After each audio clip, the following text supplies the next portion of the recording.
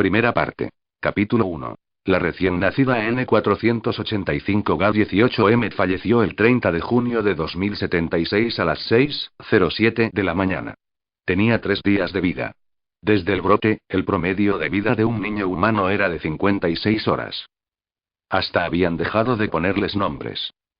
Kira Walker observaba con impotencia mientras el doctor Skousen examinaba el cuerpecito. Las enfermeras, la mitad de ellas también embarazadas, registraban los detalles de su vida y su muerte, sin rostros, enfundadas en trajes de una sola pieza y máscaras antigas. La madre miraba, abatida, desde el pasillo. El vidrio atenuaba sus sollozos. Ariel McAdams tenía apenas 18 años. Madre de un cadáver. Temperatura central. 37 grados al nacimiento, informó una enfermera, mientras revisaba la lectura del termómetro. Su voz se oía metálica a través de la máscara. Kira no sabía su nombre. Otra enfermera apuntaba meticulosamente las cifras en una hoja amarilla. A los 2 días, 36,5 grados, prosiguió la primera. A las 4 de la mañana de hoy, 37 grados y a la hora del deceso, 43 grados. Se movían suavemente por la habitación, como pálidas sombras verdes en una tierra de muertos. Déjenme cargarla, sollozó Ariel, con voz quebrada. Déjenme cargarla. Las enfermeras la ignoraron. Era el tercer nacimiento de la semana, y la tercera muerte. Era más importante registrar el deceso, aprender de él para evitar, si no el próximo, si el siguiente, o el 100º, o el 1000º. Encontrar el modo de ayudar a un niño humano a sobrevivir. ¿Frecuencia cardíaca?, preguntó otra enfermera. No puedo seguir haciendo esto, pensó Kira. Quiero ser enfermera, no enterradora y... ¿Frecuencia cardíaca?, volvió a preguntar con insistencia. Era la enfermera Hardy, jefa de maternidad. Kira puso atención de inmediato. Ella estaba a cargo de monitorear la actividad cardíaca. Estable hasta las 4 de esta mañana. Entonces pasó de 107 a 133 pulsaciones por minuto. A las 5, la frecuencia cardíaca era de 149. A las 6, de 154. A las 6:06, de 72. Ariel volvió a gemir. Mis cifras lo confirman, dijo otra enfermera. La enfermera Hardy apuntó los números pero miró a Kira, enojada. No te distraigas, la reprendió. Muchos residentes darían su ojo derecho por ocupar tu puesto. Sí, señora. En el centro de la sala, el doctor Skousen se puso de pie, entregó la bebé a una enfermera y se quitó la máscara antigas. Sus ojos parecían tan muertos como los de la criatura. Creo que es todo lo que averiguaremos por ahora. Limpien esto y preparen los análisis de sangre completos. Salió de la habitación, y en torno de Kira todas las enfermeras prosiguieron con su ajetreo, envolviendo al bebé para su entierro, limpiando los equipos y lavando la sangre derramada. La madre lloraba, sola y olvidada. A Ariel la habían inseminado artificialmente, y no tenía un esposo o novio que la consolara. Kira, obediente, reunió todos los registros para guardarlos y analizarlos, pero no podía dejar de mirar a la muchacha que sollozaba detrás del vidrio. No te distraigas, residente, insistió la enfermera Hardy. Ella también se quitó la máscara. Tenía el cabello adherido a la frente por el sudor. Kira la miró en silencio. La enfermera le devolvió la mirada y levantó una ceja. ¿Qué nos dice ese aumento de la temperatura? Que el virus alcanzó su nivel de saturación, respondió Kira, recitando de memoria. Se reprodujo hasta avasallar el sistema respiratorio, y el corazón empezó a forzarse para compensarlo. La enfermera Hardy asintió, y Kira advirtió por primera vez que tenía los ojos irritados y enrojecidos.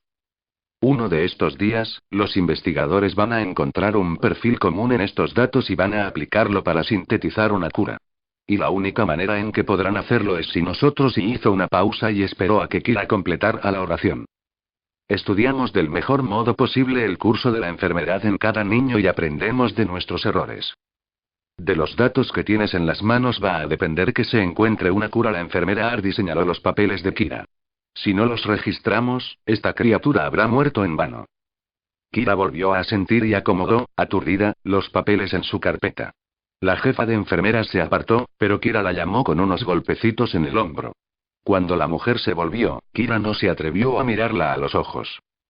Disculpe, señora, pero si los médicos ya terminaron con el cuerpo, ¿Ariel podría cargarla? ¿Solo un minuto? La enfermera Ardi suspiró, y su semblante adusto y profesional dejó vislumbrar la fatiga. Mira, Kira. Sé con qué rapidez cursaste el programa de capacitación. Es evidente que tienes aptitudes para la virología y el análisis del RM, pero la habilidad técnica es apenas la mitad del trabajo.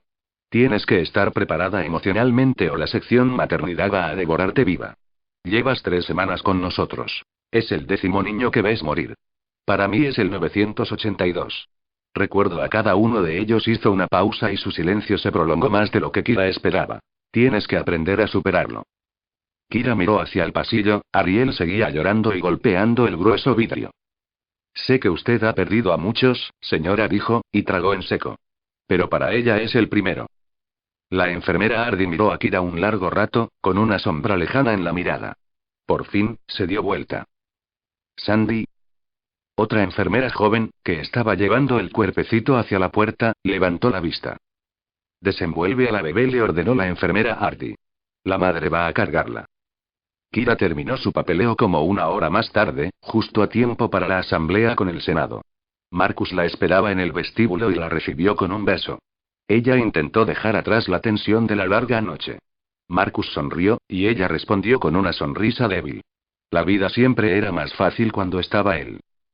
Salieron del hospital y Kira parpadeó cuando sus ojos cansados enfrentaron aquel súbito estallido de luz natural. El hospital era como un bastión de tecnología en el centro de la ciudad, tan diferente de las casas ruinosas y las calles cubiertas de maleza que bien podría haber sido una nave espacial. Lo peor del desastre ya se había limpiado, por supuesto, pero incluso 11 años más tarde quedaban rastros del brote por doquier. Los automóviles abandonados se habían convertido en puestos de venta de pescados y verduras. Los patios cubiertos de césped ahora eran huertas y gallineros. Un mundo que había sido tan civilizado, el viejo mundo, anterior al brote, se había convertido en unas ruinas prestadas para una cultura que estaba apenas un escalón por encima de la edad de piedra. Los paneles solares que daban energía eléctrica al hospital eran un lujo con el cual la mayor parte de Ash Meadow solo podía soñar. Kira pateó una piedra en el camino. Creo que ya no puedo seguir haciendo esto. ¿Quieres tomar un bicitaxi? Le preguntó Marcus. El Coliseo no está tan lejos. No me refería a caminar, respondió ella, sino a esto. Al hospital, los bebés. Mi vida recordó los ojos de las enfermeras, pálidos, enrojecidos y fatigados, muy fatigados. ¿Sabes a cuántos bebés he visto morir? Preguntó, en voz baja. Los he visto personalmente, delante de mí. Marcus la tomó de la mano. Tú no tienes la culpa. ¿Qué importa quién tiene la culpa? Igual están muertos. Nadie ha podido salvar a un niño desde el brote, insistió Marcus. Nadie. Llevas apenas 3 semanas trabajando allí como residente. No puedes angustiarte por no hacer algo que ni los médicos ni los investigadores han logrado hacer. Kira se detuvo y lo miró fijamente. No podía estar hablando en serio. ¿Quieres hacerme sentir mejor? Preguntó. Porque decirme que es imposible salvarle la vida a un bebé es una manera muy estúpida de hacerlo. Sabes que no me refería a eso, dijo Marcus. Solo digo que tú, personalmente, no eres responsable. A esos niños los mató el RM, no Kira Walker. Ella desvió la mirada hacia el lado opuesto de la carretera, que se iba ensanchando. Es solo una manera de verlo. La multitud se hacía más numerosa a medida que se acercaban al Coliseo. Esta era posible que lo llenaran, algo que no ocurría desde hacía meses, cuando el Senado había aprobado la ley de esperanza, que reducía la edad de embarazo a 18 años. De pronto, Kira sintió un nudo en el estómago e hizo una mueca. ¿De qué crees que se trate esta asamblea de emergencia? Conociendo al Senado, será algo aburrido. Nos sentaremos cerca de la puerta, para poder escabullirnos si Kessler vuelve a lanzarnos una diatriba. ¿No crees que sea importante? Preguntó Kira. Bueno, ellos siempre se creen importantes. Ya sabes cómo son, le sonrió, y al verla tan seria, frunció el ceño. Si tuviera que adivinar, diría que van a hablar de la voz. Esta mañana, en el laboratorio, corría el rumor de que esta semana atacaron otra granja. Kira miró la acera, evitando la mirada de Marcus. ¿No crees que vuelvan a bajar la edad de embarazo? ¿Tan pronto? Preguntó él. Aún no han pasado 9 meses y no creo que vuelvan a bajarla antes de que las chicas de 18 años lleguen a término. Son capaces de hacerlo, dijo Kira, siempre con la mirada hacia abajo.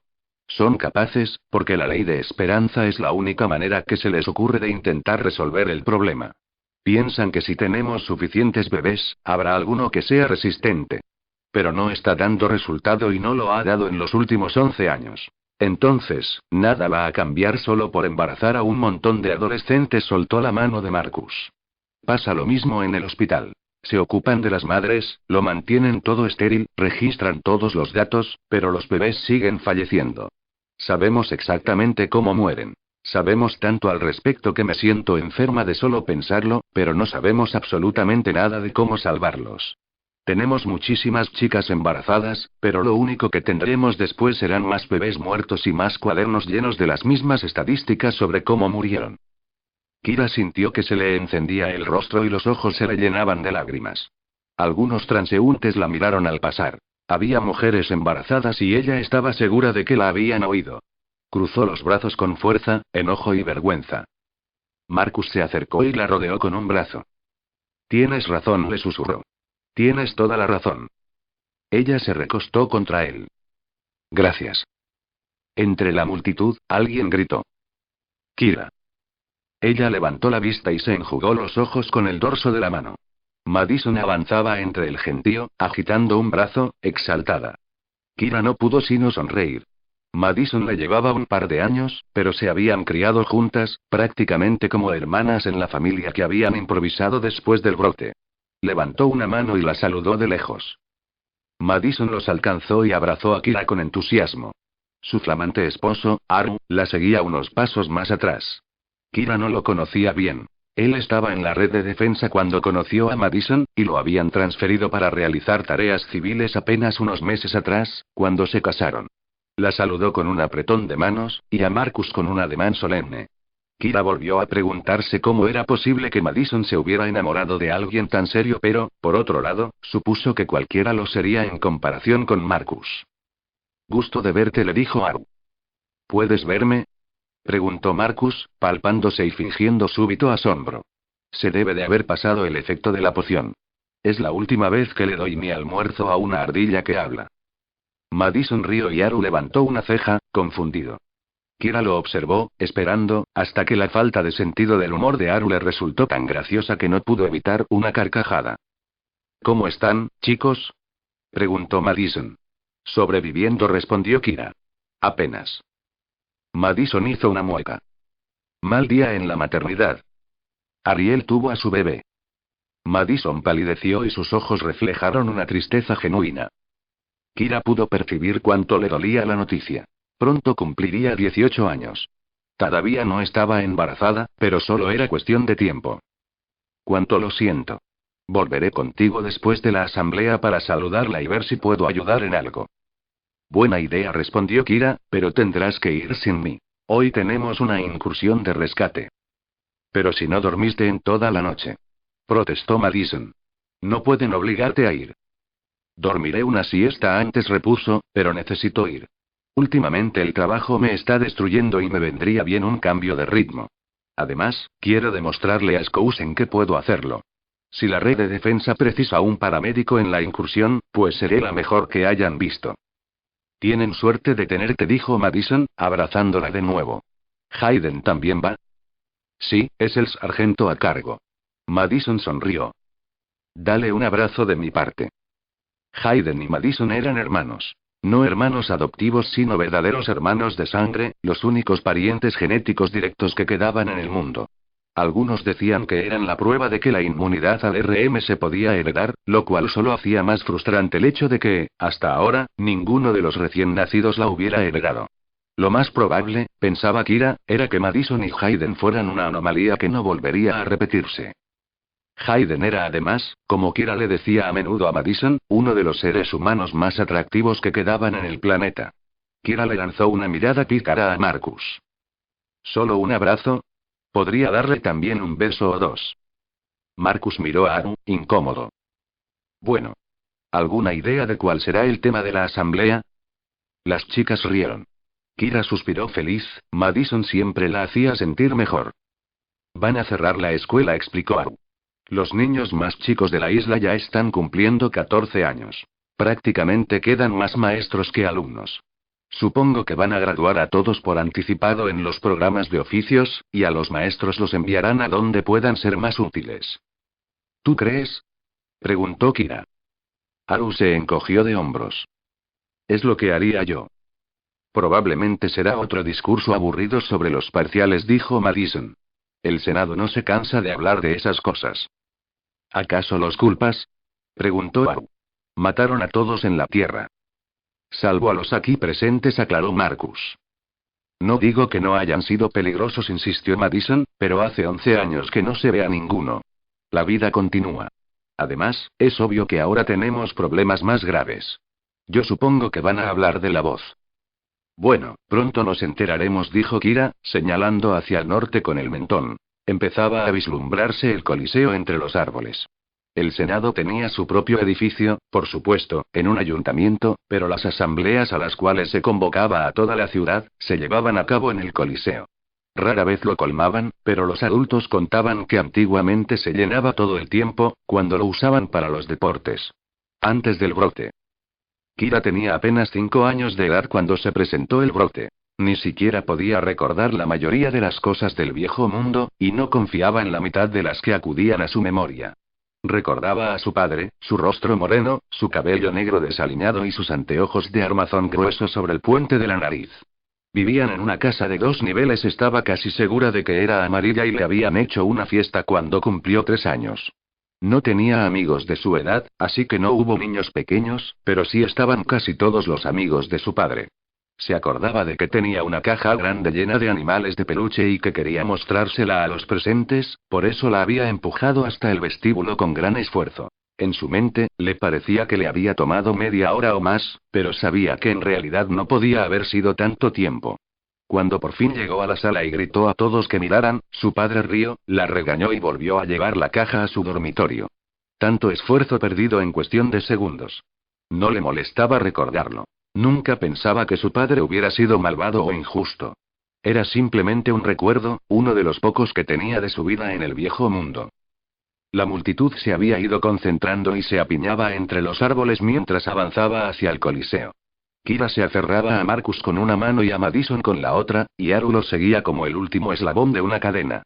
Se abrieron paso entre aquella masa humana y encontraron una fila de asientos vacíos cerca de una puerta, como quería Marcus.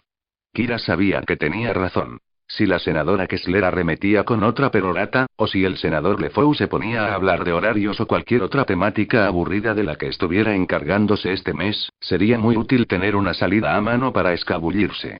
Era obligatorio asistir, pero una vez que se hubieran tratado los asuntos importantes, no serían los únicos en retirarse temprano.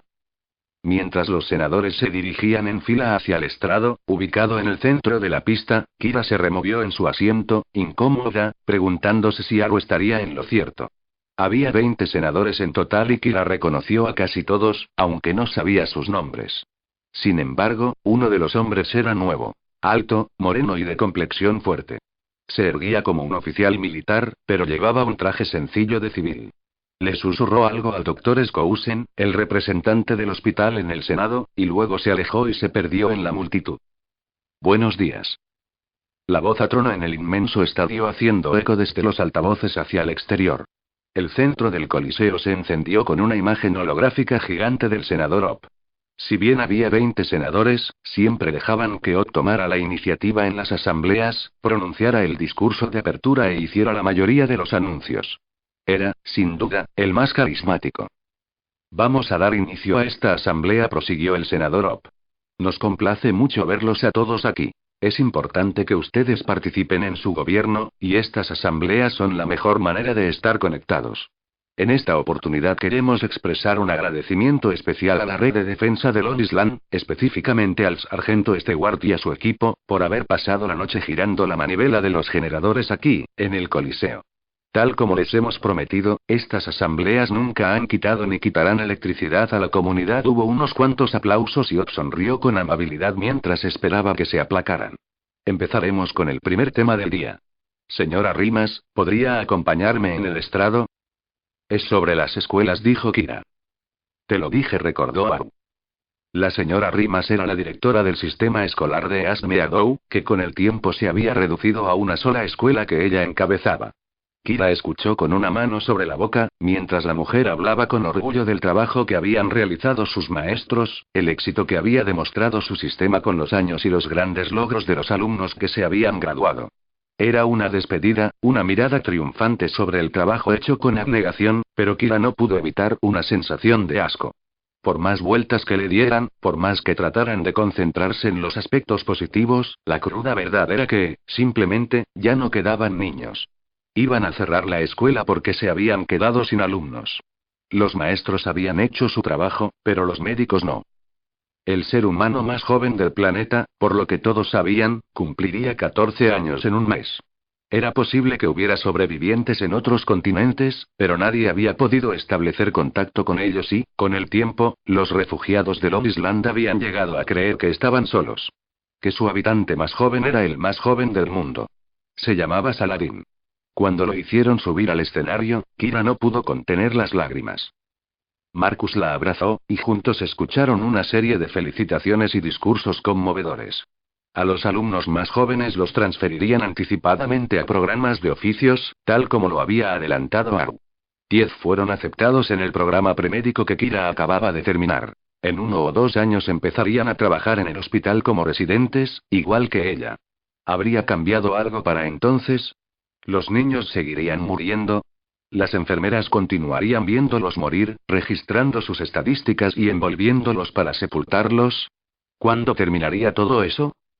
Mientras cada maestro se ponía de pie para despedirse de sus alumnos y desearles lo mejor, se fue haciendo un silencio casi reverente en el Coliseo. Kira sabía que estaban pensando lo mismo que ella. El cierre de las escuelas era como clausurar el pasado, como reconocer por fin que el mundo se estaba acabando. Quedaban 40.000 personas en la Tierra y no había niños. Tampoco una manera de hacerlos. La última maestra habló en voz baja y se despidió de sus alumnos con lágrimas en los ojos. Los docentes también ingresarían en escuelas de oficios y tendrían un nuevo trabajo, una nueva vida. Esa maestra entraría junto con Saladin en la comisión de animales, para entrenar caballos, perros y halcones. Kira sonrió al imaginar eso. Si bien él se veía obligado a crecer, al menos aún podría jugar con un perro. La maestra se sentó. El senador Opp se acercó al micrófono y se detuvo con calma bajo el reflector. Su imagen solemne y afligida llenó el coliseo. Hizo una pausa, ordenó sus pensamientos y luego miró al público con sus ojos azules. Esto no tenía por qué ser así. Hubo un murmullo entre la multitud. Una oleada de movimiento recorrió el estadio mientras la gente rumoreaba e intercambiaba miradas entre sí. Kira vio que Marcus la miraba. Lo tomó de la mano con fuerza y mantuvo los ojos fijos en el senador Opp. La escuela no tenía por qué cerrar, continuó, en voz baja. Quedan apenas 20 niños en edad escolar en East Meadow, pero hay más en el resto de la isla. Muchos más. En Jamesport hay una granja con 10 niños casi de la edad de Saladin. Los he visto yo mismo. Los he tomado de la mano. Les he rogado que vinieran aquí, donde estarían a salvo, donde la red de defensa puede protegerlos mejor, pero no fue posible. La gente que vive con ellos, sus padres adoptivos, no los dejaron. Y justo una semana después de que me marché, hace apenas 2 días, la llamada voz del pueblo atacó esa granja. Hizo una pausa para serenarse. Hemos enviado soldados a rescatar lo que se pueda, pero temo lo peor. El holograma del senador Opp examinó atentamente el coliseo, atravesando al público con su mirada seria. Hace 11 años los parciales intentaron destruirnos, y les salió muy bien. Los diseñamos para que fueran más fuertes que nosotros, más veloces, para que pelearan por nosotros en la guerra de aislamiento. Ganaron esa guerra fácilmente y 5 años más tarde, cuando se volvieron contra nosotros, no les tomó mucho tiempo borrarnos de la superficie de la Tierra, especialmente luego de que liberaron el RM. Aquellos que sobrevivimos llegamos a esta isla sin nada. Quebrados, fragmentados, perdidos en la desesperanza. Pero sobrevivimos. Reconstruimos. Organizamos un perímetro defensivo. Encontramos comida y refugio, creamos un suministro de energía, gobierno y civilización. Cuando descubrimos que el RM no dejaba de matar niños, aprobamos la ley de esperanza para maximizar nuestras posibilidades de engendrar una nueva generación de seres humanos resistentes al RM. Gracias a la ley y a nuestro incansable personal médico, cada día estamos más cerca de ese sueño. El senador Opp hizo un ademán en dirección al doctor Skousen, que estaba sentado a su lado en el estrado, y volvió a levantar la vista. Tenía los ojos ensombrecidos y solemnes. Pero a lo largo de ese camino, ocurrió algo. Algunos decidieron apartarse. Algunos olvidaron que el enemigo aún se oculta en tierra firme, que nos observa y espera, y también olvidaron al enemigo que puebla el aire que nos rodea, que habita en nuestra propia sangre y mata a nuestros niños como mató a tantos de nuestros familiares y amigos. Porque algunos ahora han decidido que la civilización que construimos para protegernos es, por alguna razón, el enemigo. Seguimos peleando por lo que es nuestro, solo que ahora peleamos entre nosotros. Desde la aprobación de la Ley de Esperanza, hace 2 años, La Voz y esos pandilleros, esos matones armados disfrazados de revolucionarios, han venido quemando nuestras granjas, saqueando nuestros almacenes, matando a su propia sangre, a sus propios hermanos y padres y, Dios nos ayude, a sus propios hijos. Porque eso es lo que somos. Una familia, y no podemos permitirnos luchar entre nosotros. Y, sean cuales fueren sus motivos y lo que dicen defender quienes integran La Voz, llamémoslos como lo que son. Unos bárbaros, simplemente están terminando lo que los parciales empezaron. Y no vamos a permitírselo. Su tono se endureció con la fuerza de la determinación. Somos una sola nación, un solo pueblo, una sola voluntad. Hizo una pausa. O al menos, deberíamos serlo. Ojalá pudiera darles mejores noticias, pero anoche la red de defensa encontró un escuadrón de La Voz saqueando un depósito de provisiones. ¿Quieren saber dónde? ¿Pueden adivinar? Algunas personas gritaron sugerencias, más que nada relativas a las granjas y los pueblos de pescadores más cercanos, pero la enorme imagen holográfica sacudió la cabeza con tristeza. Kira miró hacia abajo, al hombre mismo. Una diminuta figura de gastado traje café que se veía casi blanco por la luz del reflector. El senador se volvió lentamente, negando con la cabeza a medida que el público proponía lugares de todas partes de la isla. Se detuvo y señaló al suelo. Aquí, dijo. De hecho, justo allá, al sur de la carretera, en la antigua escuela secundaria Kellenberg. Fue un ataque pequeño y logramos contenerlo sin derramar mucha sangre, así que ustedes quizá ni siquiera se hayan enterado, pero llegaron hasta ese lugar. ¿Cuántos de ustedes viven cerca de allí? Levantó la mano, asintiendo hacia quienes también levantaban las suyas entre el público. Sí, dijo, ustedes viven allí, yo vivo allí, es el corazón de nuestra comunidad. La Voz ya no está solamente en el bosque. Está aquí, en East Meadow, en nuestro propio vecindario. Quieren desgarrarnos desde adentro, pero no vamos a permitírselos. La Voz se opone a la Ley de Esperanza, prosiguió. La llaman tiranía, la llaman fascismo, la llaman control. Ustedes la llaman nuestra única oportunidad. Ustedes quieren darle un futuro a la humanidad. Ellos quieren vivir en el presente, hacer lo que les dé la gana y matar a quien trate de impedírselos. ¿Acaso eso es libertad? Si algo hemos aprendido en los últimos 11 años, amigos, es que la libertad es una responsabilidad que se debe ganar, no una licencia para la temeridad y la anarquía. Si algún día, a pesar de nuestros mayores esfuerzos y nuestra más profunda decisión, finalmente caemos, que sea porque nuestros enemigos al fin nos derrotaron, y no porque nos dimos por vencidos. Kira escuchaba en silencio, pensativa. No le apetecía en absoluto la idea de quedar embarazada tan pronto, le faltaban menos de 2 años para alcanzar la edad, pero sabía que el Senado tenía razón. El futuro era lo más importante. Sin discusiones, más importante que las dudas de una chica sobre el siguiente paso. La Voz no está de acuerdo con la Ley de Esperanza, continuó hablando el senador, y ha decidido expresar su disconformidad por medio de asesinatos, robos y terrorismo. Tienen derecho a estar en desacuerdo. Lo que se cuestiona son sus métodos. Hubo otro grupo, no hace tanto tiempo, que aplicó los mismos modos. Un grupo al que no le agradaba cómo eran las cosas y decidió rebelarse. Se llamaban parciales. La diferencia es que los parciales eran asesinos inhumanos, que no pensaban ni sentían. Mataban porque para eso los diseñamos. Quienes integran La Voz son humanos y, en cierto modo, eso los hace aún más peligrosos. Hubo un murmullo entre la multitud. El senador bajó la vista, se aclaró la garganta y prosiguió.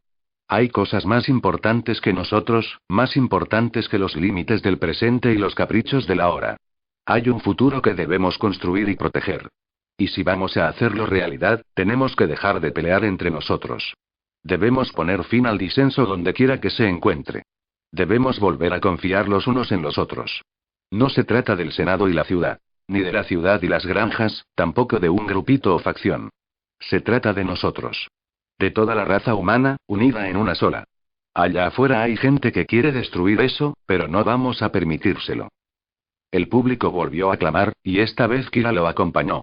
Sin embargo, aun mientras gritaba a coro con los demás, no pudo evitar una súbita sensación de miedo, como unos dedos helados en el fondo de su mente.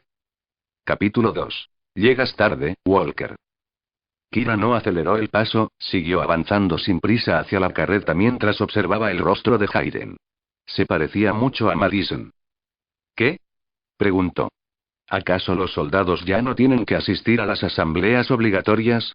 Y muchas gracias por la actitud, dijo Hayden, apoyando su fusil en el hombro. Es un placer que tú y tu encantador ingenio nos acompañen en esta incursión. Kira le apuntó con el dedo índice, simulando una pistola, y le disparó silenciosamente a la cara. ¿A dónde vamos esta vez? A un pueblito llamado Asaroken. La ayudó a trepar a la parte trasera de la carreta de metal, donde ya aguardaban 10 soldados más. Llevaban 2 generadores portátiles. Eso significaba que probablemente ella tendría que probar algunos equipos viejos para ver si valía la pena recuperarlos. Había además otros 2 civiles, un hombre y una mujer, que probablemente iban para usar el segundo generador con algún otro equipo. Hayden se apoyó en el borde de la carreta. Juro que esta isla tiene los nombres más raros que oí en mi vida. Ustedes van bien equipados, observó Kira al ver los pesados fusiles de los soldados. Siempre iban armados cuando salían de la ciudad, ella llevaba un rifle de asalto colgado del hombro, pero hoy parecía que iban a la guerra. Uno de los soldados llevaba incluso un tubo largo que reconoció como un lanzamisiles. Kira encontró un asiento libre y acomodó su bolso y su maletín médico detrás de sus pies. ¿Esperan encontrar bandidos? Vamos a la costa norte, explicó Hayden, y ella palideció. La costa norte prácticamente no estaba colonizada, por ende, era terreno de la voz. Valencio, llegas tarde. Gritó Hayden, y Kira levantó la vista sonriente. Hola, Marcus. Tanto tiempo sin verte, respondió con una amplia sonrisa y subió de un salto a la carreta. Lamento llegar tarde, Hayden. Tuve una reunión que se puso más pesada de lo que había calculado. Muy acalorada y sudorosa al final. Pero tú fuiste un tema de conversación importante entre algunos alegatos apasionados y... Ahórrate el comentario hasta la parte en que se trata de mi madre, dijo Hayden. Yo iré a la parte en la que te mando al diablo, y quizá entonces podamos continuar haciendo nuestro trabajo como se debe. Tu madre murió de RM hace 11 años, respondió Marcus, con una falsa expresión de horror. ¿Tú tenías y cuánto? ¿6 años? Sería muy grosero de mi parte. Y tu madre ya está en el infierno, replicó Hayden, así que seguramente la verás pronto. Mejor cambiemos de tema. Cabrón. Kira frunció el ceño al oír el insulto, pero Marcus solo esbozó una sonrisa socarrona, mirando a los demás ocupantes de la carreta. 10 soldados, ¿eh? ¿A dónde vamos? A la costa norte, respondió Kira. Marcus silbó. Y a mí que me preocupaba que no fuéramos a hacer nada divertido. Supongo que a estas alturas ya limpiamos casi todo lo demás, ¿no? Miró a los 2 civiles que estaban sentados frente a él. Tendrán que disculparme, pero no los reconozco. Andrew Turner, se presentó el hombre, extendiendo la mano. Era mayor, de unos 50 años, y tenía una quemadura de sol incipiente entre el cabello ralo. Electricista. Mucho gusto, dijo Marcus, y estrechó su mano. La mujer sonrió y lo saludó con un gesto. Gianna Cantrell. Estoy en computación. Ella también era más joven que Turner. Kira le calculó unos 35 años, edad suficiente para haber trabajado en computación bastante antes del brote. Kira le echó un vistazo rápido al abdomen, un reflejo del que ni siquiera tenía conciencia hasta que ya lo había hecho, pero desde luego la mujer no estaba embarazada. Las incursiones de rescate eran demasiado peligrosas para poner en riesgo a un niño. Seguramente estaba entre ciclos. Una combinación interesante, comentó Marcus, y miró a Hayden. ¿Qué pasa en ese lugar? Hace unos días se hizo una incursión preliminar, respondió Hayden. Registraron una clínica, una farmacia y una estación meteorológica, que no sé muy bien qué significa. Ahora es mi turno de hacer la carrera del conejito. Imaginen lo contento que estoy, dijo, y se dirigió al frente de la carreta. Subió al lado de la conductora, una joven a quien Kira había visto algunas veces y que aún estaba 1 o 2 años por debajo de la edad de embarazo, lo que la hacía apta para tareas activas. Bien, John, vámonos. La chica sacudió las riendas y chasqueó la lengua para poner en marcha a la yunta de 4 caballos. La red de defensa tenía algunos autos eléctricos, pero no tenían la potencia para llevar tanta carga con eficiencia. La energía era muy escasa y los caballos eran baratos, así que los mejores motores eléctricos se habían destinado a otros fines. La carreta arrancó con una sacudida y Kira puso un brazo detrás de Marcus para sostenerse del costado del vehículo. Marcus se acercó más a ella. Hola, nena. Hola. ¿La carrera del conejito? Preguntó Andrew Turner. Es una expresión para referirse a una incursión de rescate, con especialistas como ustedes en lugar de los soldados rasos de costumbre, respondió Kira, mientras observaba el color tostado del hombre. ¿Nunca habías estado en una? Hice mucho rescate en los primeros tiempos, como todo el mundo, pero al cabo de 1 o 2 años me asignaron a los paneles solares. Son fáciles, agregó Marcus. La costa norte da un poco de miedo, pero estaremos bien. Echó un vistazo alrededor y sonrió. Aunque fuera del asentamiento el estado de los caminos no es de lo mejor, así que disfruta del viaje apacible mientras puedas. Viajaron un rato en silencio. El viento azotaba la carreta abierta y hacía volar el cabello de Kira, recogido en una cola de caballo, contra la cara de Marcus. Ella se inclinó hacia adelante, apuntando su pelo de lleno a la cara de Marcus, y rió cuando él intentó quitárselo de la boca. Él se puso a hacerle cosquillas. Kira retrocedió de un salto y cayó contra el soldado que iba a su lado. Este le sonrió, turbado. Era un muchacho de su edad, obviamente complacido de que una chica prácticamente se sentara en su regazo, pero no dijo nada. Kira volvió a su sitio rápidamente, tratando de contener la risa. Último marcador. Ojos arriba. Ordenó el soldado que iba junto a ella. Los soldados que estaban sentados en el piso de la carreta se enderezaron un poco, sostuvieron sus armas y no le quitaron los ojos de encima a los edificios que pasaban. Kira se volvió y miró pasar la ciudad vasta y vacía. Se la veía desierta y probablemente lo estuviera, pero nunca estaba de más ser cuidadoso. Los marcadores indicaban el límite del asentamiento de Asmeadow y el de la región que sus militares alcanzaban a patrullar, pero de ningún modo era el límite de la zona urbana. La antigua ciudad se extendía por muchos kilómetros en todas las direcciones, casi de costa a costa de la isla. La mayoría de los sobrevivientes vivían en Asmeadow o en la base militar, al oeste, pero por toda la isla había saqueadores, vagabundos, bandidos y cosas peores. La voz había llegado a ser lo más temido, pero distaba mucho de ser lo único a lo que temían. Incluso fuera de Asmeadow, el camino se veía muy transitado y bastante abierto. Había basura, por supuesto, y tierra, hojas y los diversos desechos de la naturaleza, pero el tránsito regular mantenía el asfalto relativamente libre de plantas, y muy raras veces la carreta se topaba con un hoyo o una zanja pronunciados. Más allá del borde de la calzada era otra historia. Tantos años de desuso habían dejado a la ciudad en el abandono. Las casas se desmoronaban, las aceras estaban agrietadas y levantadas por las raíces de los árboles, la maleza crecía sin freno y una extensa masa de plantas rastreras, estilo kudzu, lo cubría todo como una alfombra. Ya no había césped ni patios, ni vidrios en las ventanas. Incluso la mayoría de las calles laterales, menos transitadas que la principal, estaban surcadas por líneas verdes. La madre naturaleza reclamaba poco a poco todo lo que el viejo mundo le había robado. A Kira, en cierto modo, le agradaba. Nadie podía darle órdenes a la naturaleza. Siguieron avanzando en silencio. Luego uno de los soldados señaló hacia el norte y gritó: «¡Rata!». Kira se torció en su asiento y observó la ciudad. De pronto advirtió un movimiento fugaz de reojo. Un autobús escolar, con los costados llenos de toda clase de objetos colgados y el techo cubierto por pilas de cajas, botes, bolsas y muebles, todo asegurado precariamente con cientos de metros de cuerda.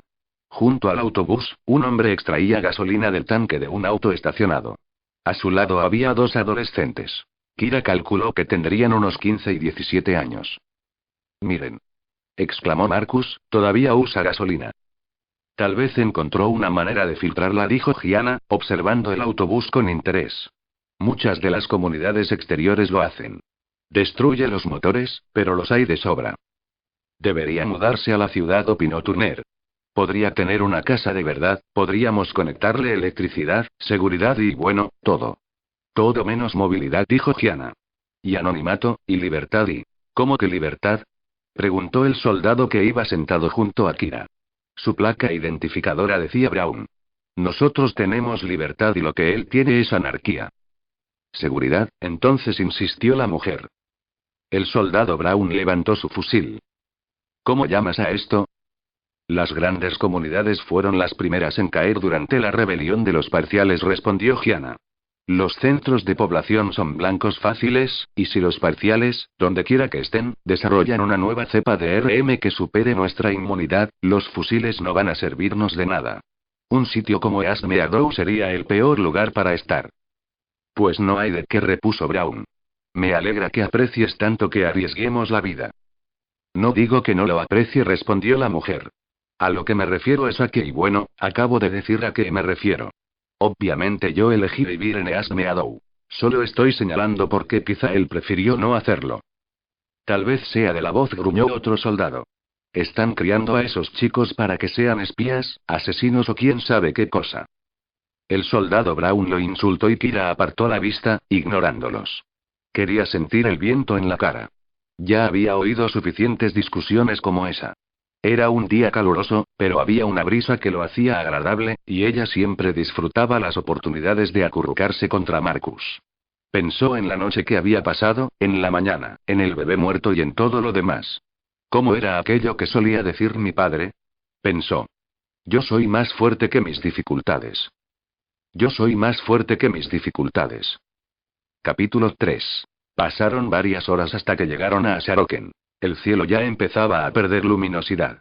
Kira esperaba que pudieran terminar el rescate rápidamente y acampar en algún sitio más alejado de la costa. Asharoken era más un vecindario que una ciudad, conectado al resto de la isla por una red continua de calles, casas y edificios, pero Kira comprendió al instante por qué las incursiones previas habían evitado ese sitio durante tanto tiempo. Era un istmo angosto que se extendía desde la isla hacia el norte, con un estrecho a un lado y una bahía al otro. Si una costa ya ponía nerviosa a la gente, dos eran demasiado.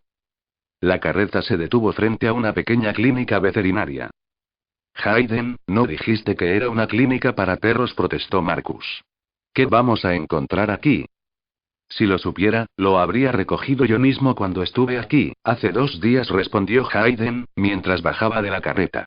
Los soldados que vinieron antes marcaron medicamentos y una máquina de rayos X. Vayan a hacer su trabajo. Marcus bajó de un salto, y tanto él como Hayden levantaron una mano para ayudar a Kira. Con aire travieso, ella tomó las 2 manos y sonrió para sí misma, mientras la ayudaban a descender con gestos hoscos. Sparks, Brown, entren primero, ladró Hayden, y la mitad de los soldados empezaron a bajar de la carreta uno tras otro, llevando con ellos uno de los generadores. Patterson, tú y tu equipo aseguren el área, vigílenla y escolten a los paramédicos al siguiente sitio. Parece que desde ayer anduvo alguien por aquí y no quiero sorpresas. ¿Alguien anduvo por aquí?, preguntó Kira. ¿Cómo lo sabes? Porque tengo ojos, cerebro y un corte de pelo nuevecito, respondió Hayden. Probablemente sea Sol o alguna rata, pero no quiero correr riesgos en la maldita costa norte. Si encuentran algo bueno ahí adentro, chicos, prepárenlo para el transporte y lo recogeremos a la vuelta. Yo llevaré a mi equipo al norte, al sitio 3. Patterson, quiero informes cada 15 minutos. Subió a la parte trasera del vehículo y gritó a la conductora. Vámonos. La carreta arrancó con una sacudida y se encaminó al norte. Kira se colgó su maletín al hombro y miró alrededor. Asharoken estaba cubierto de Khufu, como la mayoría de las ciudades pequeñas, pero el mar del estrecho de Long Island lamía suavemente la costa y el cielo estaba despejado y sereno. Linda ciudad. Ojos arriba, ordenó Patterson. Los demás soldados se esparcieron en abanico y formaron lentamente un perímetro en torno de la clínica, mientras Sparks y Brown se acercaban al edificio de ruido con sus fusiles de asalto a la altura de su línea de visión. A Kira le fascinaba verlos moverse, sus cuerpos girando, elevándose e inclinándose para mantener esa línea de visión sólida como una roca. Casi parecía como si el fusil caminara sobre rieles invisibles, mientras el soldado se movía libremente a su alrededor. El frente de la clínica había sido principalmente de vidrio. Ahora estaba destrozado y cubierto de Khufu. En una columna central de cemento habían pintado la marca anaranjada brillante de un equipo de rescate. Kira había hecho suficientes incursiones como para reconocer la mayoría de las marcas, y esta era la que conocía mejor. Parcialmente catalogado, regresar con paramédicos. Sparks y Brown se cubrieron impecablemente entre sí al entrar, eligiendo el camino entre los escombros y la vegetación. Patterson subió al techo con cuidado, manteniéndose en los bordes, donde era más seguro pisar, y montó guardia desde arriba. Mientras ellos aseguraban el edificio, Kira y Marcus probaron el generador. Era un aparato pesado con 2 ruedas en un extremo. La parte de abajo contenía una batería enorme y una manivela, mientras que la de arriba tenía un panel solar pequeño y una bobina tras otra de cables y conectores. En todas las incursiones había paramédicos para cuidar a los soldados, pero cuando las incursiones preliminares marcaban algún equipo médico, traían esos generadores para que los paramédicos pudieran enchufarlo, probarlo y ver si valía la pena llevarlo. La isla ya estaba abarrotada de cosas. No tenía sentido llenar Esmeadow de porquerías recuperadas que ni siquiera servirían. La calle estaba repleta de automóviles estacionados, con la carrocería oxidada, los neumáticos desinflados y las ventanillas rotas por años de descuido y exposición a la intemperie. En uno de ellos había un esqueleto en el asiento del conductor, con una sonrisa horrible. Una víctima del RM que había intentado ir a alguna parte para huir del fin del mundo. Kira se preguntó a dónde habría querido llegar. Ni siquiera había logrado salir de su casa. 2 minutos después, Brown volvió a abrir la puerta y les hizo señas para que entraran. Todo está bien, pero miren dónde pisan. Parece que unos perros salvajes están usando este lugar como guarida. ¡Qué chicos tan leales! Habrán querido mucho a su veterinario, dijo Marcus con una sonrisa burlancia. Kira asintió. Vamos a encenderlo. Marcus inclinó el generador sobre sus ruedas y lo ingresó lentamente, pero Kira observó que Brown se había colocado la máscara, así que se detuvo a preparar la suya. Un pañuelo doblado al que le aplicaba 5 gotitas de mentol.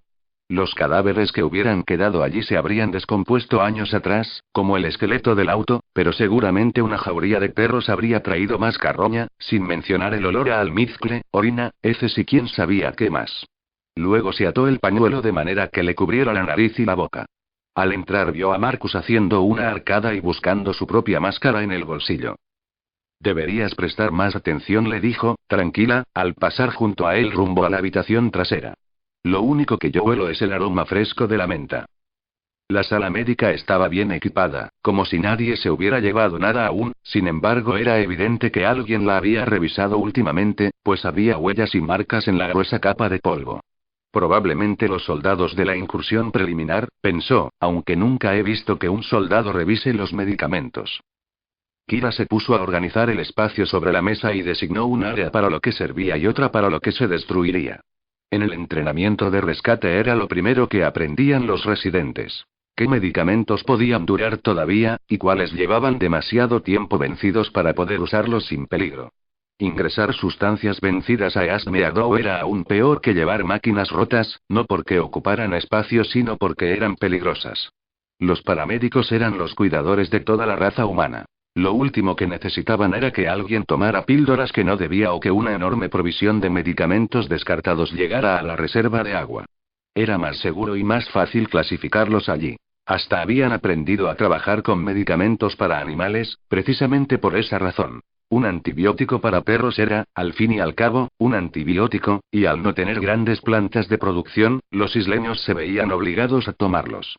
Kira ya estaba clasificando con eficiencia el contenido de los armarios cuando entró Marcus, con la máscara puesta. Este lugar huele como una cripta. Es una cripta. Y lo peor no son los animales, dijo Marcus, aunque juro que aquí debe de haber toda una civilización perruna para que apeste tanto. Abrió otro armario y empezó a arrojar medicamentos a las pilas que había hecho Kira. Sabía exactamente cuál era cuál sin necesidad de mirar. No prosiguió, lo peor es el polvo. Saquemos lo que saquemos de este lugar, me llevaré medio kilo de polvo en los pulmones. Te ayudará a templar el carácter, respondió Kira, riendo y burlándose de la enfermera Artie. Yo ya llevo 9.000 millones de rescates, residente, y hay que aprender a sobrellevarlo. Respirar polvo de cadáveres hace bien. Activa los riñones. Hacer rescates no solo hace bien, repuso Marcus, haciendo una imitación exacta del senador Opp. Es esencial para la supervivencia de toda la humanidad. Piensa en el papel que tendrás en la gloriosa nueva página de la historia. Kira lanzó una carcajada. Opp siempre estaba hablando de la nueva página de la historia. Como si lo único que tuvieran que hacer fuera seguir escribiendo y el libro no fuera a acabarse jamás. Las generaciones futuras recordarán con reverencia a los gigantes que salvaron a nuestra raza, prosiguió Marcus, a quienes vencieron a los parciales y curaron el RM para siempre. A quienes salvaron la vida de innumerables niños, y su discurso se desvaneció, pues de pronto se sintió incómodo en aquella habitación, y siguieron trabajando en silencio. Al cabo de un rato, Marcus volvió a hablar. Creo que se están poniendo más nerviosos de lo que dejan ver. Hizo una pausa. No lo mencionaron en la asamblea, pero realmente están pensando en volver a bajar la edad de embarazo. Kira se detuvo con la mano en el aire y lo miró rápidamente. ¿Lo dices en serio? Sí. Me encontré con Isolde cuando iba a casa a cambiarme. Dice que en el Senado hay un nuevo movimiento que impulsa la estadística por sobre la investigación. Dicen que no necesitamos buscar una cura, sino que basta con tener suficientes niños para alcanzar el porcentaje de inmunidad. Kira se volvió hacia él. Ya hemos alcanzado el porcentaje de inmunidad. 0,04% significa que uno de cada 2.500 niños será inmune, y ya duplicamos esa cantidad. Sé que es una tontería, dijo Marcus, pero los médicos los están apoyando. Sea como sea, tener más bebés les sirve. Tendrán más oportunidades de investigar. Ella volvió nuevamente a su trabajo en el armario. Una reducción más y llegaríamos a los 17 años. Isolde tiene 17 años, ¿qué va a hacer? No está lista para embarazarse. Buscarán un donante y... Esto no es un servicio de citas, lo interrumpió Kira, en tono áspero. Es un programa de reproducción. Por lo que sabemos, podrían estar poniendo drogas para estimular la fertilidad en el suministro de agua. De hecho, no me sorprendería que así fuera. Sacó las cajas del armario con furia y empezó a colocarlas bruscamente en la pila de medicamentos para conservar o a arrojarlas con fuerza a la basura. Olvídate del amor, olvídate de la libertad, olvídate de elegir. Solo hazte embarazar y salva al maldito mundo. No son 17 años, dijo Marcus, en voz baja. Se detuvo, con la mirada fija en la pared. Kira sintió que se le hacía un nudo en el estómago al presentir lo que iba a decir. Isolde dice que en el Senado hay un referéndum para bajar la edad de embarazo a 16 años. Ella se quedó helada, demasiado conmocionada para hablar. La edad de embarazo no era una restricción sino una norma. Todas las mujeres de cierta edad estaban obligadas, por ley, a embarazarse lo antes posible y con la mayor frecuencia permitida. Sé desde hace 2 años que esto iba a suceder, pensó Kira, desde que promulgaron la ley. 2 años para prepararme psicológicamente, pero aún así pensaba que tenía más tiempo. Siguen bajando la edad. No estoy en absoluto lista para esto. Es una idiotez, dijo Marcus. Es estúpido e injusto, lo sé y solo puedo imaginar lo que sientes. Me parece una idea terrible y espero que la descarten lo antes posible. Gracias. Pero ¿y si no lo hacen? Kira tosió, cerrando los ojos con fuerza. No empieces con eso ahora, Marcus. Solo digo que deberíamos y pensarlo, dijo rápidamente, en caso de que la ley entre en vigor. Si no lo decides tú, ellos sí. Dije que no ahora, repuso Kira. No es el momento ni el lugar. Esto no se parece nada a las circunstancias en que quiero tener esta conversación. No me refiero solo al sexo, dijo Marcus.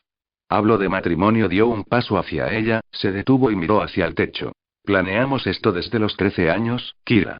Íbamos a hacer la residencia juntos, trabajar juntos en el hospital y casarnos, y era también tu plan y... Bueno, pues ya no lo es, se apresuró a responder. No estoy lista para tomar esta clase de decisiones, ¿entiendes? No estoy lista ahora, y menos lo estaba a los 13 años. Se volvió hacia el armario, maldijo por lo bajo y luego se dirigió a la puerta. Necesito aire. Afuera, se quitó la máscara y aspiró larga y profundamente. Lo peor de todo es que entiendo muy bien por qué lo hacen. Hacia el norte, los árboles se iluminaron de pronto con un brillante resplandor anaranjado, seguido un segundo después por un estruendo ensordecedor. Kira sintió que la onda expansiva la atravesaba, retorciéndole las tripas. Apenas había tenido tiempo de procesar la imagen y el sonido de la explosión cuando recuperó el oído y escuchó gritar a los soldados. Capítulo 4. El soldado Brown se abalanzó hacia Kira, la sujetó y la derribó al suelo junto a un auto estacionado. Abajo. ¿Qué pasa? Quédese abajo. Ordenó Brown, luego sacó su radio y pulsó el botón de llamada. Sargento, aquí Shairon. ¿Están recibiendo fuego? Cambio. La radio crepitó. Nada más que ruido blanco. ¿Nos están disparando? Preguntó Kira. Si lo supiera, no estaría preguntándoselo a Hayden, respondió Brown, y volvió a llamar. Sargento, ¿me escucha? ¿Cuál es su situación? La radio emitió un zumbido vacío, mientras Kira y Brown la miraban con desesperación. Una explosión podía ser un accidente, la voz o hasta los parciales mismos. ¿Se trataba de un ataque? ¿Una invasión? La radio no decía nada. Luego, bruscamente, irrumpió la voz de Hayden entre la estática. El sitio 3 estaba saboteado con explosivos. Hay 5 hombres atrapados y traigan a los paramédicos cuanto antes. Brown giró hacia la clínica y se puso de pie con un movimiento ligero. Heridos en el sitio 3. Kira echó a correr incluso antes de que él regresara. Se veía el humo que ascendía desde el lugar, a unas 15 cuadras de allí. Brown la siguió, sujetando con fuerza el fusil por delante mientras corría a toda velocidad por la calle. Ella buscó a tientas su maletín médico, murmuró un agradecimiento a cualquiera que fuera la razón por la que aún lo tenía al hombro, y bajó la cabeza para tomar velocidad. El soldado apenas podía seguirla. Vio primero a Hayden, que de pie sobre la cabina de una camioneta cubierta de vegetación escudriñaba el círculo completo del horizonte con un par de binoculares. Luego estaba la carreta. La rueda delantera izquierda había volado con la explosión y había 2 caballos caídos. Los otros 2 relinchaban aterrorizados.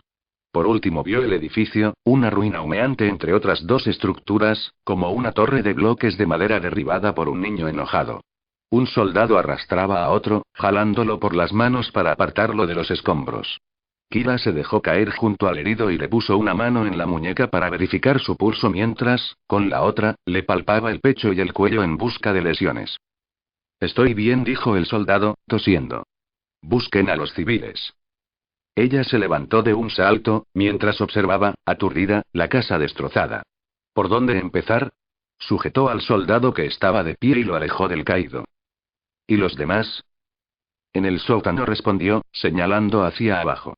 En esta esquina. Ayúdeme a entrar. El edificio tenía 2 pisos y están totalmente sepultados. Entonces ayúdeme a entrar, insistió, llevándolo hacia la casa. Kira ya estaba avanzando con cuidado entre los escombros cuando llegó Marcus, sin aliento. Santo y derrumbe, exclamó, mientras Kira caminaba hacia el interior de las ruinas. Señor Turner. Llamó. Señora Cantrell. ¿Alguno me oye? Ella y el soldado se detuvieron a escuchar. Ahí abajo, dijo Kira, señalando el suelo a su izquierda. Se arrodillaron e hicieron a un lado un trozo ancho de revestimiento para pisos. Kira se detuvo y volvió a escuchar. Una vibración tenue, como un jadeo o una tos apagada. Señaló una sección de ladrillos y el soldado le ayudó a moverla.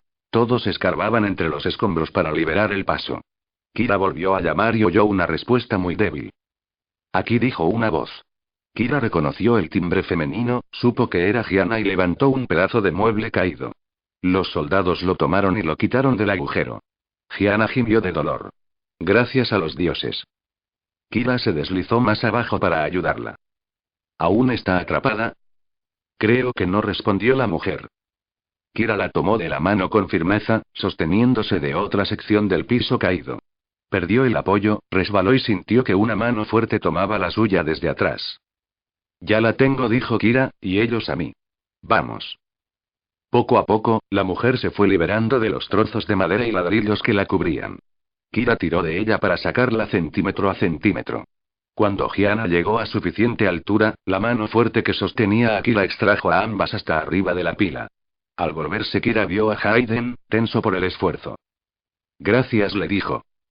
Ayúdame a encontrar al otro, respondió él. Kira se dirigió nuevamente hacia el agujero. Señor Turner.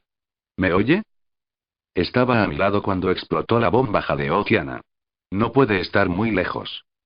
Señor Turner. Andrew. Kira ingresó nuevamente en el hoyo, sin dejar de llamarlo. Se detuvo a escuchar con atención y se agachó lo más que pudo. Nada. Volvió a erguirse para examinar los escombros, tratando de adivinar a dónde habría ido a parar. Detrás de esa piedra, dijo Gianna, señalando una roca grande y plana que estaba apoyada verticalmente entre los restos. En el sótano había una gran chimenea de piedra en vez de ladrillos. Probablemente era la parte más vieja de la casa. Jamás podremos moverla, observó Marcus. Kira se deslizó hasta abajo y se acercó a la piedra. Andrew Turner. Gritó Marcus, pero Kira lo hizo callar. Silencio, voy a hacer una prueba. El polvo se había aplacado y no había viento. Ella abrió su maletín médico y sacó el estetoscopio, uno de los modelos digitales con amplificador de sonido. Pulsó el interruptor, rogando en silencio que la batería no se hubiera degradado, y apoyó el instrumento contra los escombros. Pom, pom, pom, poni. Son sus latidos, avisó a los demás. Está justo debajo de la chimenea caída. Esas piedras están sosteniendo la mitad de la casa, dijo Marcus. No vamos a tocarlas. Mientras su corazón siga latiendo, sí lo haremos, repuso Hayden. Fuera del paso, Walker se deslizó hasta abajo junto a Kira y pidió ayuda a los demás. John, consígueme una cuerda y ata el otro extremo a uno de los caballos. Un momento después, la soldado dejó caer un grueso cordón sintético entre ellos y Hayden resopló, al tiempo que se extendía para rodear la roca con la cuerda. Kira volvió a acercar el estetoscopio a la piedra. Pom, pom, pom. Aún oigo los latidos, se volvió, buscando vigas de madera. Pero Marcus tiene razón. Si movemos esto ahora, se le va a caer encima toda la planta baja. Toma, hay que reforzarla con esto.